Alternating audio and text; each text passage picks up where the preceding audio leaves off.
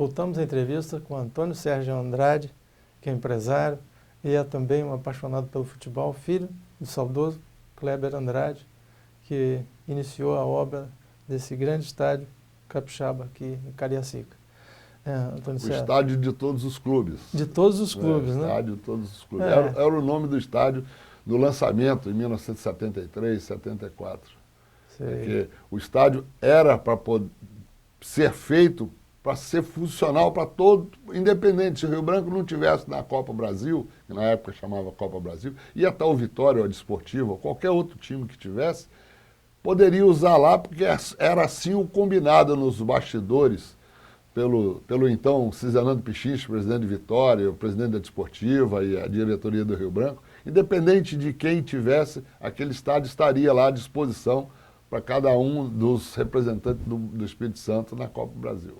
Por que hoje nós não estamos frequentando as primeiras divisões do futebol brasileiro? Outro momento, né, de ápice de alegria da torcida foi em 1986, quando o Rio Branco foi disputar o Campeonato Brasileiro e chegou às oitavas de finais.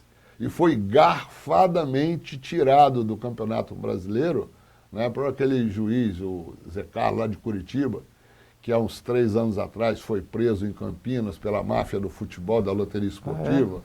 Né? Não sei se vocês sabem dessa história, mas está aí, está estampada nos jornais paulistas, lá na imprensa brasileira toda. Aí foram presos 3 juízes que faziam várias mágicas para poder a loteria esportiva dar o resultado que eles queriam, né? Então, tinha umas histórias todas aí, que foi contada pela imprensa aí, né? E naquele ano, o Rio Branco participou do Campeonato Brasileiro, ganhou o Cruzeiro no Mineirão, ganhou o Vasco em São Januário, ganhou o Vasco aqui no campo da Desportiva, no Engenheiro Araripe, e depois, por último, ganhou o Vasco lá no estádio de todos os clubes, no estádio Kleber Andrade. Em 1986, né, que teve o recorde de público, nós conseguimos botar 40 mil ingressos vendidos, e o público era tão grande, e o estádio não tinha estrutura toda, porque a parte de fechamento dele ainda era cerca de arame farpado, porque a obra ainda estava pela metade. Aqui a gente tem até umas fotos. Então o Rio Branco nessa época frequentava essa foto aqui. O primeiro grupo do futebol brasileiro. Essa foto aqui. Então tinha. Fala um pouquinho para essas crianças, as pessoas mais essa garotada nova aí. Tinha o estádio, tinha a estrutura já interna, né? Mas não tinha os muros externos ainda. Então era uma cerca de arame farpado. E tinha tanta gente naquele dia do jogo contra o Vasco, né, e o Rio Branco estava no auge, que a turma invadiu, não tinha mais jeito, não conseguia mais controlar, nem polícia, nem segurança, mais nada. Naquele dia nós estávamos lá com 150 seguranças trabalhando, né, fora a polícia militar, e a turma invadiu. Então, segundo os cálculos da polícia e da imprensa aí, tinha naquele dia lá mais de 55 mil pessoas, dos quais só 40 mil pagaram ingresso.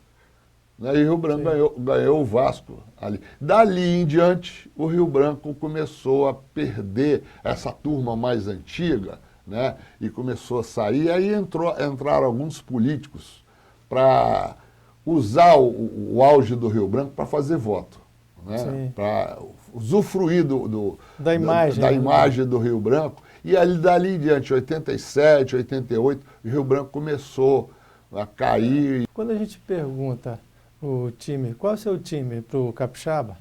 Eles geralmente falam o time do Rio. Vasco, Flamengo, Fluminense, Botafogo. Um problema sério. Eu me lembro ainda, moleque, rapazinho, e meu pai brigando com o pessoal da Gazeta, da Tribuna, né?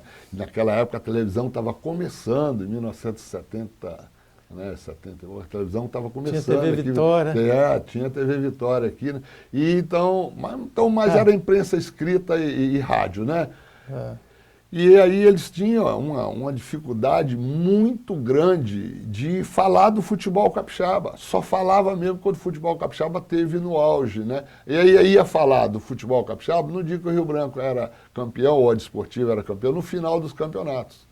E tinha essa dificuldade. E queria sempre falar a vida inteira do futebol do Rio de Janeiro, que o capixaba é apaixonado lá, nossos conterrâneos lá de Cachoeiro, prefere muito mais torcer para o Fluminense, para o Flamengo, do que torcer para o Estrela e para o Cachoeiro, né? Sim. E, inclusive, eu tinha um tio que era o presidente do Fluminense do Espírito Santo, lá em Cachoeiro do Itapemirim. Então, Sim. você vê como é que eles lá do Rio de Janeiro usavam bem essa história toda. Então, o futebol capixaba, final da década de 80 e de 90, mergulhou num marasmo total. Tanto que o Espírito Santo foi lá para a 4ª divisão e não consegue sair mais de lá, né? Está lá disputando a última divisão do futebol brasileiro. Antônio César, nós saímos de uma Copa do Mundo em que havia uma expectativa muito grande e acabamos numa frustração muito profunda. Vamos falar sobre isso no próximo bloco. Fique conosco.